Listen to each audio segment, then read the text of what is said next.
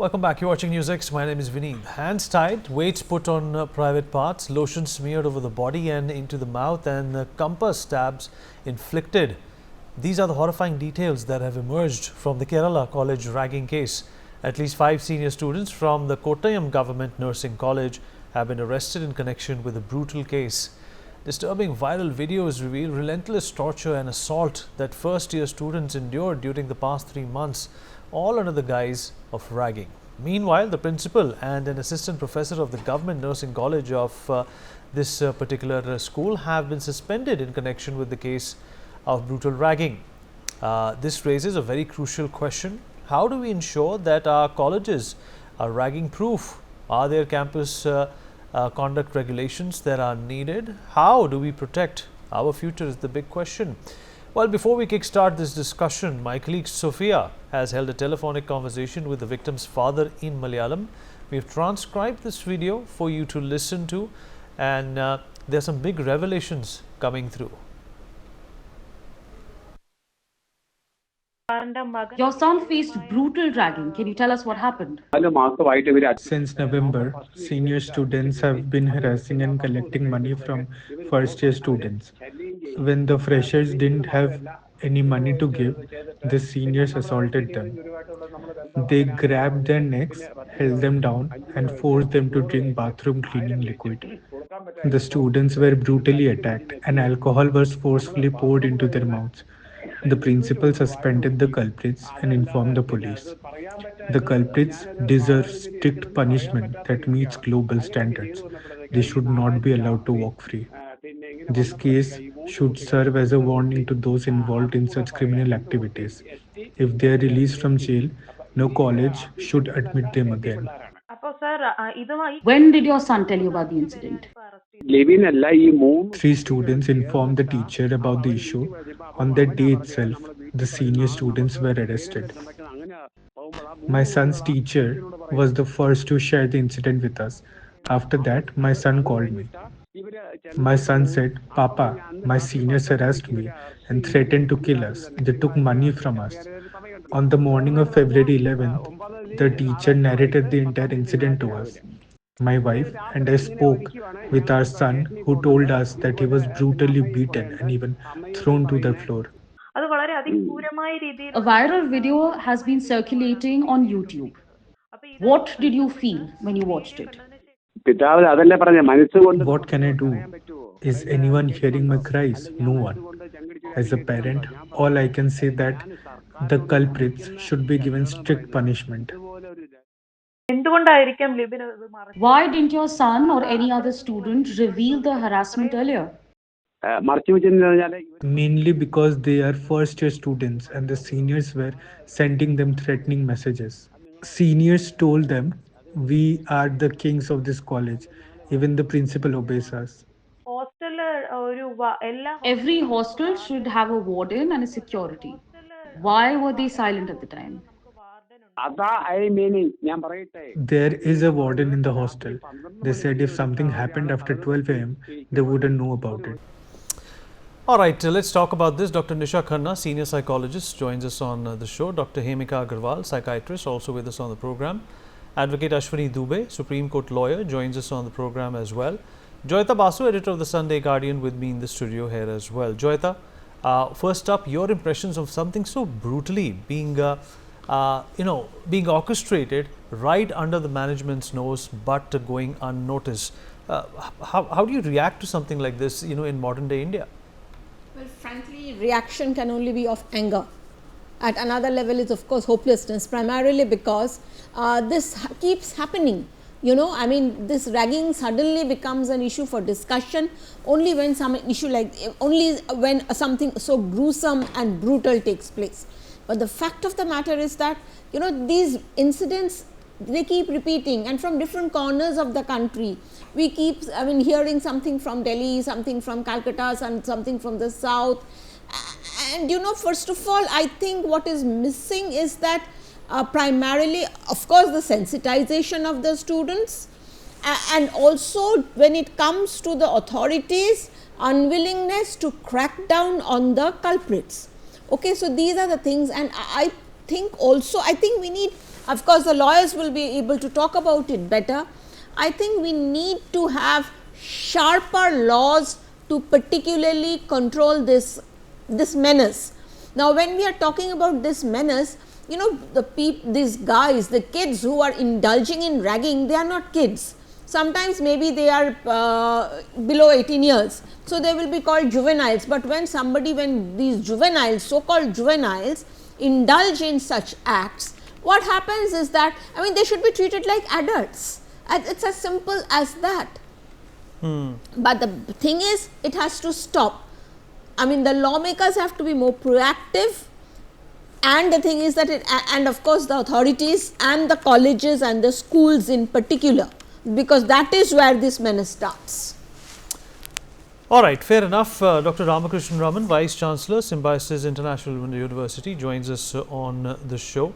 Sir, appreciate you taking out the time and speaking with us. So, your impressions of this, dastardly act, and how these students were completely violated and stripped off of their dignity and self-respect? Yeah, absolutely. I hope you're able to hear me. I can hear you, sir. Yes. So this is a brutal act. Okay, this is not something which is done by a normal person. These people have some psychological issues. One, if you ask me, is there a strict law or a rule? Yes, there are rules, regulations. There is no doubt about it. The UGC tells that absolutely this cannot be tolerated. We have to have great rules, regulations to be implemented. That is being done by all universities. You know, you also have the call center numbers that are as mandate to be displayed across the campus, whichever university you're talking about, telling ragging is a criminal offense. And if in case anyone is going through this, they can definitely contact. There is a number that has to be necessarily be displayed, and there is an email, there is a committee. All this, for example, at Symbiosis, we do this across all our campuses.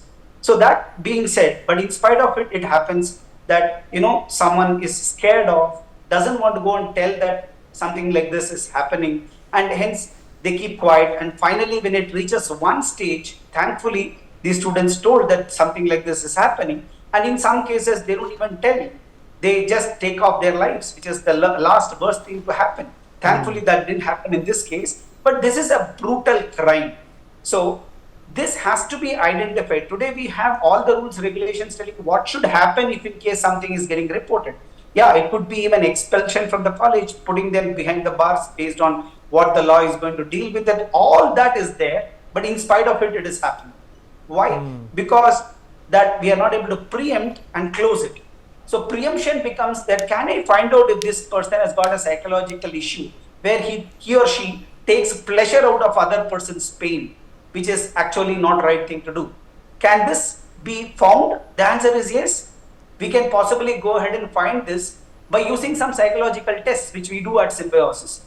Like, we take all participants who enter this program, they take a psychological test. We have got a Center for Emotional Well-being, which does this test for us. And there are a couple standard tests available online which you can check for. It gives an indication of how the personality type is. I don't say it will be 100% right, but it gives me an indication that there is some problem with this kind of student, and it will be kind of a red alert.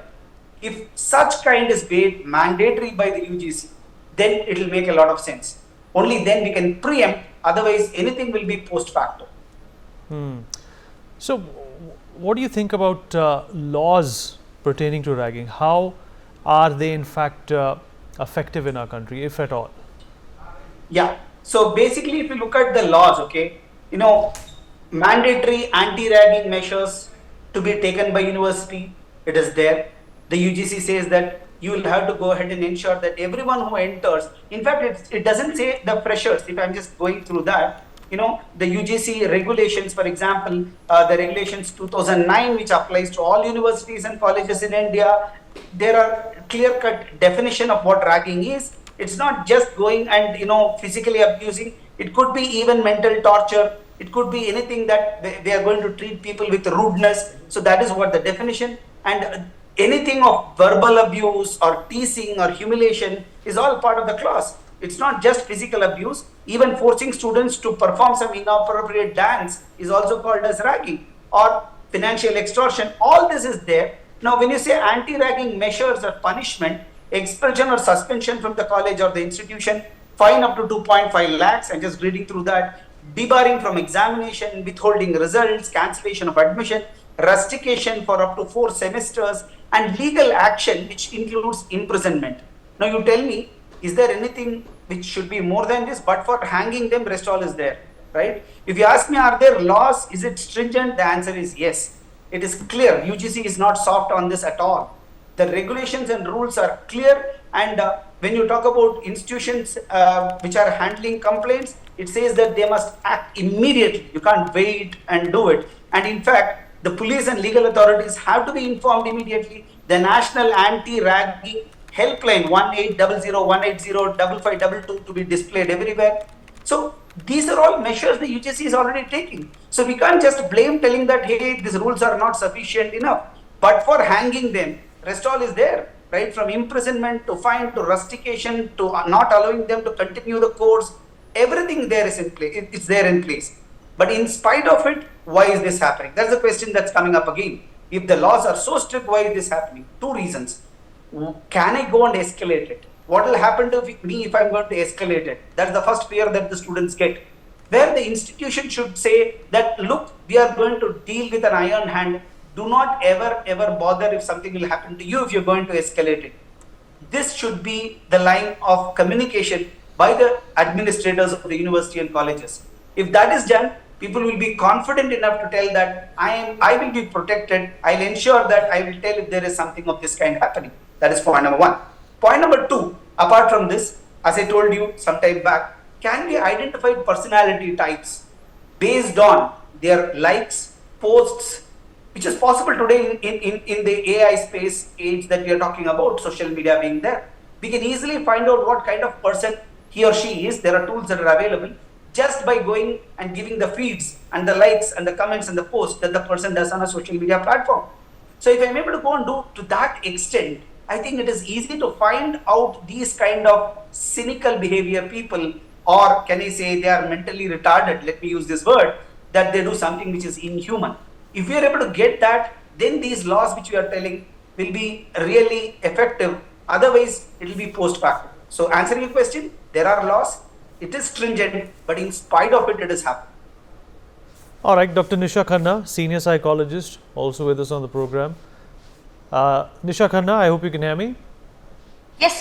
What are your observations? What are your observations of this heinous act against fellow students? What actually do you think leads to this, especially in colleges which are known for their expertise in a particular area?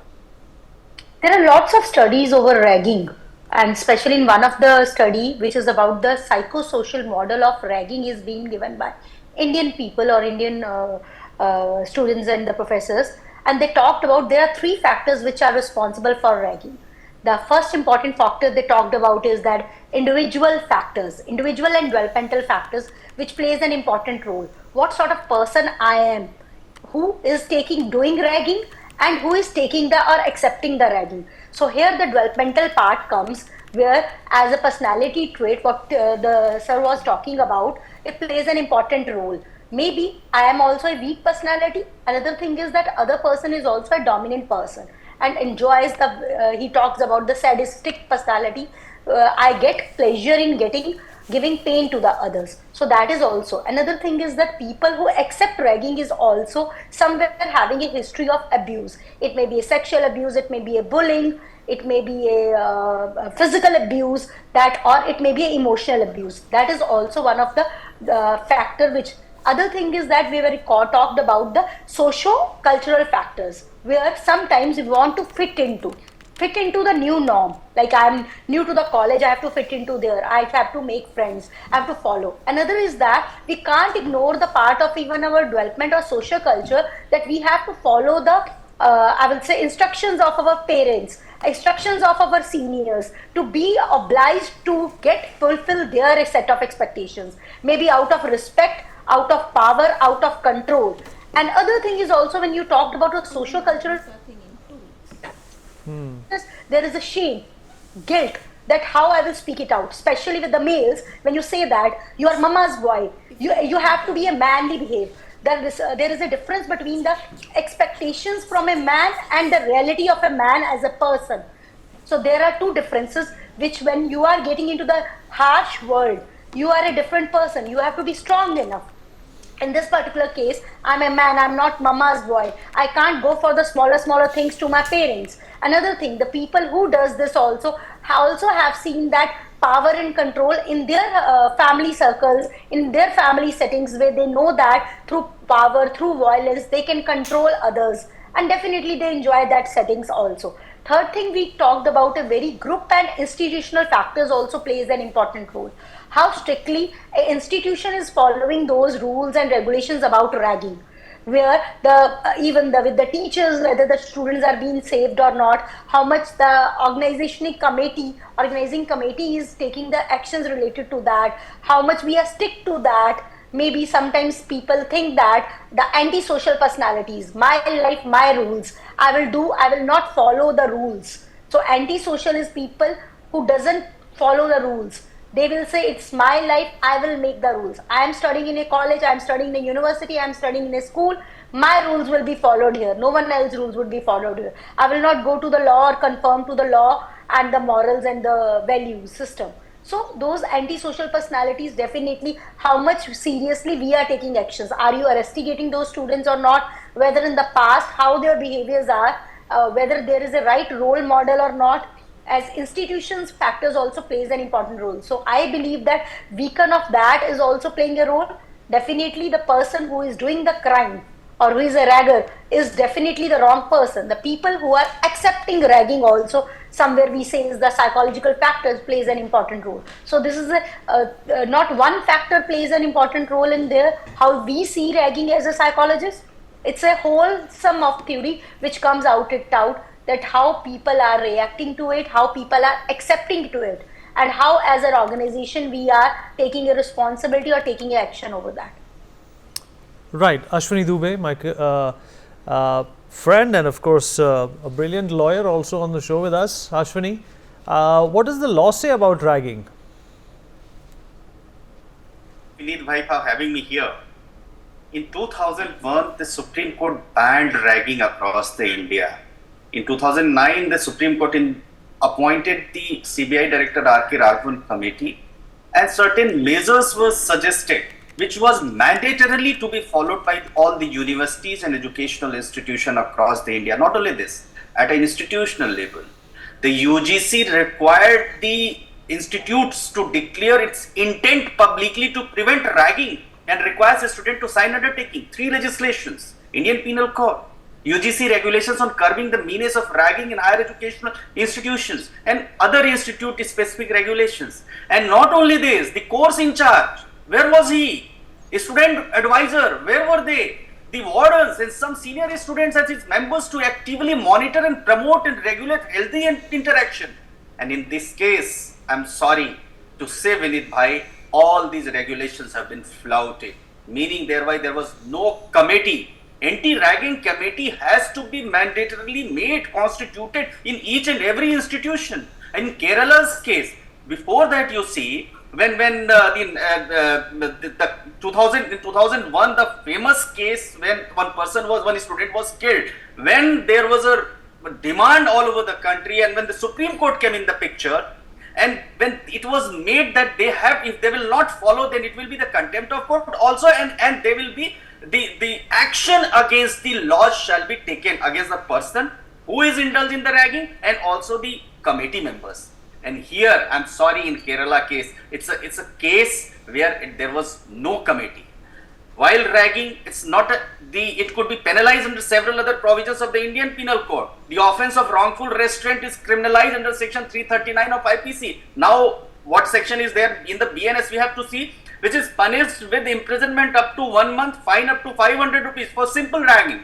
Then wrongful restraint is also an offence. Section 340 criminalized wrongful confinement, which is defined as a wrongfully restraining any person as a manner which prevent person from proceedings beyond certain circumscribing limits. The Kerala prohibition of ragging in 1998 is specifically there, which provides for suspension, dismissal, and also the criminal action against the student. But here in Kerala, ragging horror, hands tight, whips put on private part, clothespin clipped into nipples, lotion is smeared over the body into the mouth, but nobody came. The law is there. Violence has to be prevented as an educational institution. The institutions cannot say that bhaiya humne to action le liya or ab student will understand and the person who is the victim, they will understand. It's the equal collective responsibility of the institute which has to ensure that if there was any failure, then why the action should not follow against those who are the committee members. It's very sorry affairs. And laws, then why there has to be laws? Why laws are made? Laws are made in a civil society to ensure that everyone should be there in order to prevent harmony in the institution, not the disharmony. The students must get the good culture in the environment. They should not be beaten, they should not be harassed, they should not be wrongfully restrained. But here it's completely, and Kerala has its own law. Beyond these central legislations, the Indian Penal Code, the UGC regulations, there is already the Kerala Prohibition of Ragging Act 1998, for which action has to be followed. But this is very sorry. And Vinit Bhai, I am thankful to you that at least you have raised this issue to that level, where you have many issues. You have raised Artikar issue, you raised many other issues. This is also one of the issues, social issue, Vinit Bhai, you have raised. But question would remain that whether the educational institutions with true letter and intent to give the cordial environment to the student, they follow the anti-ragging laws or not. That is the very much important question. And I must say that the committee members, yes Vinit Bhai, the committee members, the action should also be taken against them. Absolutely. So that in future it should not happen. Yes. Dr. Hemika Agarwal, psychiatrist, also with us on the show. Dr. Hemika, though we have run out of time, what are your observations of this senior's case?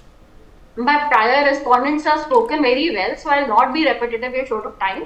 I would say that as Ashwini sir is saying so rightly, the laws are there, but implementation with the laws is always a problem in our society, and not in just our society, in every society. And it is not just India, not just Kerala. US is plagued. There is an epidemic of bullying in the schools in US, including gun violence.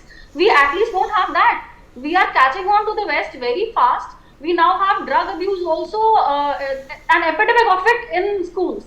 So the laws are not deficient in the US, they are not deficient here. We are very quick to make laws. So again, where is the problem? The problem lies in implementation. So and I was pleasantly surprised by Dr. Raman's sensitization himself as a head of an institution.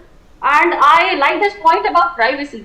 See, from a psychiatrist's point of view, I would say, we have to firstly take care of the victim in this case. We have to give them good psychological support, ensure their safety, ensure their privacy for safety issues as well as for their own dignity. So that and they will possibly have psychological traumas also. So we have to take care of that. Then punitive measures have to be taken by the institution and by the local judiciary and the local law implementing mechanisms. That is to be there. And how do we prevent it? That why despite laws these things are not being implemented? See, here I think we fail as a society, because as a society simply making laws will not work, and we just cannot be hopeless. We cannot expect papers to be implementing, to be doing things. We are the people. We can ensure good behavior amongst ourselves as well. And as our Dr. Nisha mentioned about, she was I think referring to the concept of social modeling. The way we behave, the others will follow us. So in society, when we see red flag signs, as Dr. Raman said, he mentioned about psychological tests. All psychological tests do not pick up on all the problems and all the red flags. Red flags need the details of the red flags, which relate to antisocial personality traits and which in layman psychopathy and bullying behavior. All psychological tests only pick up gross, grievous disorders. But red flags can be picked up by us individually if we are sensitized. That can be picked up by the parents. So I think students, parents and institutions, we need to work together in synchrony, and also… You're absolutely right, and that is exactly the synchrony that is missing when it comes to such a heinous crime that has been orchestrated right in front of us. We take a short break on that note, thanking everyone who joined us. We'll be right back.